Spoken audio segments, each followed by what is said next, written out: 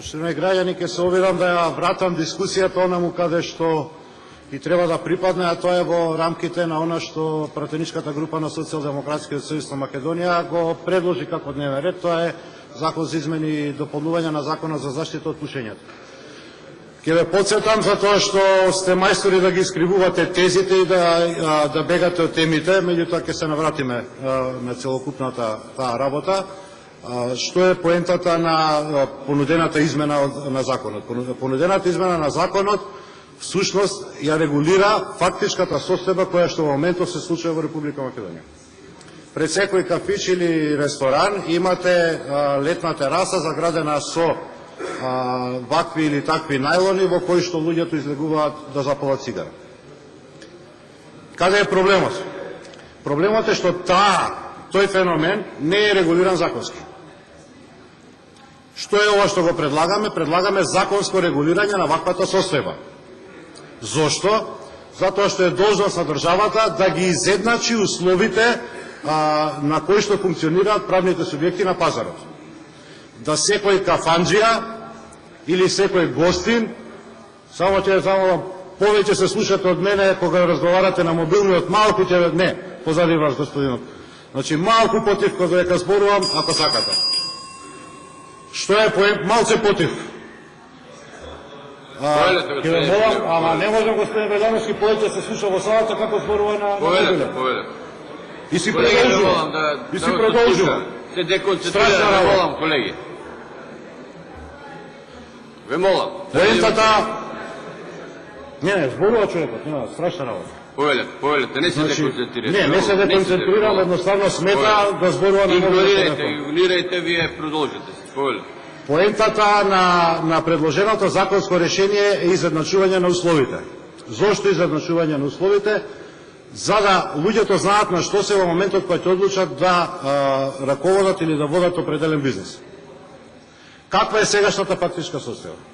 Сегашната фактичка состојба е оставена на милост или немилост, односно на толкување на 6 органи за волја на вистината, бидејќи искривувате тезата дека е МВР надлежно.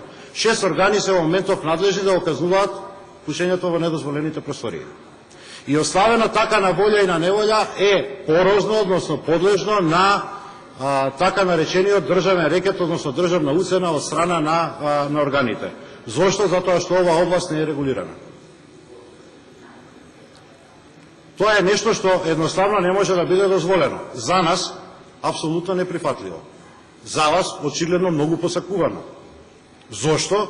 Затоа што е тоа начинот на кој што вие функционирате. Вам ова решение не ви се свиѓа и идете во некои тези дека Социјалдемократскиот сојуз сака популистички да го зголеми пушењето на цигари во Република Македонија или застанува позади пушачите, што е небулоза сама по себе. Она што сакаме е во оваа држава да постои ред и поредок и правила кои што ќе важат за сите. Да не може да ги уценувате или приморувате собствениците на објекти. Што имаме во моментов? Во моментов може, ако не ви се бендисуваат размислувањата на определен собственик на угостителски објект, или не дај Боже неговите дејствувања, ги пуштате вашите славни инспектори да прават лелек и плач. Зошто? Затоа што ова не е регулирано. Тоа е основната причина зашто вие се обидувате или сакате да го спречите донесувањето на оваа измена на законот. Затоа што ќе ставиме ред. Во ред вие не знаете да ловите. Во ред се ловат мали рибчиња. Нема да може да профитирате. Нема да може да уценувате гласачи. И тука е вашата клучна болка. На македонската јавност во текот на вчерашниот и денешниот ден представувате дека СДСМ сака да го промовира пушењето на цигари. Нонсенс. Глупост.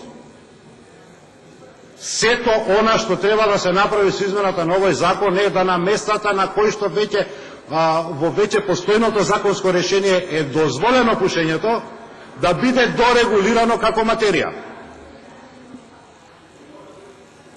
Ништо повеќе од тоа. Знаете како? Каде е вашиот многу голем проблем?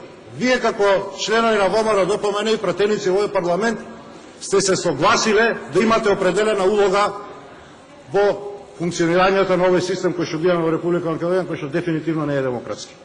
Е хибрид. И тоа е ваш проблем. Јас може да не се сложам со таа ваша одлука која што е лична, меѓутоа, она која што мене ми смета е затоа што вие тој начин на функционирање сакате да го наметнете кај сите граѓани во секоја област. Уцената притисок кој заканите. Уцена притисок закани. Ако не постојат тие начини на функционирање, нема да може да функционирате како политичка структура. Она што мене ми смета е што тоа сакате да го наметнете како начин на живење во Република Македонија. Она што мене ми смета е што се обидувате да ни униформирате сите. Да бидеме потерк на вожд од ваш. Па ве видовме пред 2 дена, кога се размавуваше со клоци човекот, како бевте униформирани. Не ни треба војска, нас ни треба слободни индивидуи. Слободните индивидуи, ќе знаат, благодарам господин Керан што престанавте со телефонскиот разговор, слободните индивидуи ќе можат сами да одлучуваат. Тоа се луѓе кои што нема да може да ги контролирате.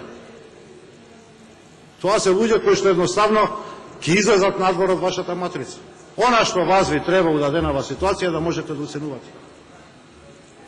Направете го тоа, бидете контролирани. Немојте да го наметнувате на граѓаните. Немојте да се повикувате на народот, немојте да се криете позади народот. Вашите крокодилски солзи за здравјето на граѓаните кои што ги роните на овие 2 дена не се ништо друго туку лажно лицемерие. Оти се што ве интересира од овој закон е дали може да влезете и да изрекетирате некој кафич или кафана.